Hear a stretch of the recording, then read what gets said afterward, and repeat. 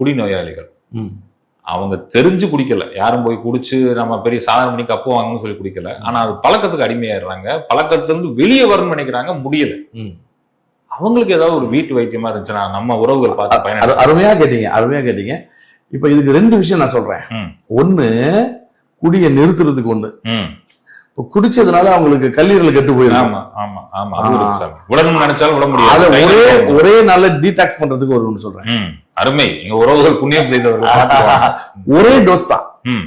இப்போ கல்லீரல் எவ்வளவு பெரிய பாதிப்பு இருந்தாலும் இந்த ஒரு டோஸ் மருந்து குடிச்சாச்சுன்னா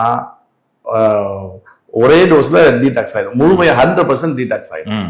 அதாவது சோத்து கத்தாழை இருக்கு பாத்தீங்களா, அதனுடைய அடிப்பகுதி வேர் இருக்குல்ல, அதுல கிழங்கு மாதிரி இருக்கும், அதுல 1 ஜான் அளவுக்கு கட் பண்ணி எடுத்துங்க.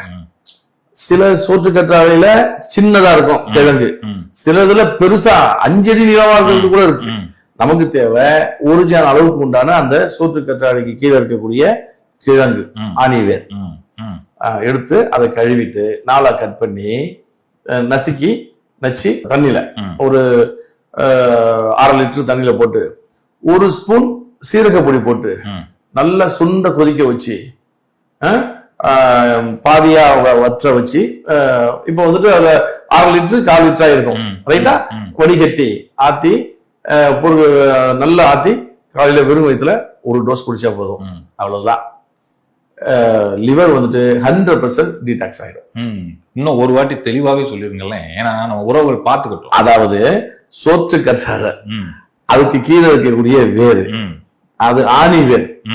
சரிதானே? ஆணி வேர்ங்கிறது ஊசியா இருக்கிறத சொல்றேன். ஆணி வேர்ங்கிறது கிழங்கு போல இருக்கும்.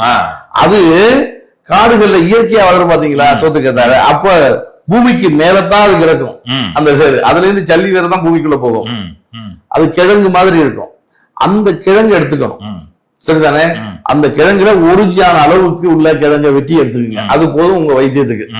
அதை கழுவிட்டு 4ஆ கட் பண்ணி அம்மியில வச்சு நசுக்கிட்டு அதை சட்டியில போட்டு 1/2 லிட்டர் தண்ணி ஊத்தி கொஞ்சம் சீரக பொடி போட்டு நல்லா கொதிக்க வைக்கணும்.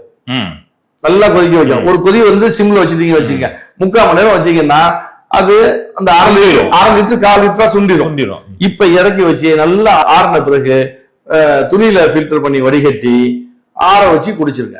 காலைல வெறும் வயிற்றுல, டீ காஃபி எல்லாம் குடிச்சிருக்க கூடாது, வெறும் வயிற்றுல குடிச்சிருங்க. அவ்வளவுதான். அந்த ஒரே நாள் கஷாயத்துல லிவர் 100% டீடாக்ஸ் ஆயிடும். சரிதானே? ரைட்டா? சூப்பர். ஆமா, இது பெரிய மிராக்கெல்லாம் நான் பண்ணிருக்கேன். மஞ்சக்காமாலையில பாதிக்கப்பட்டு சாப்பிடவே முடியாம 3 மாத காலம்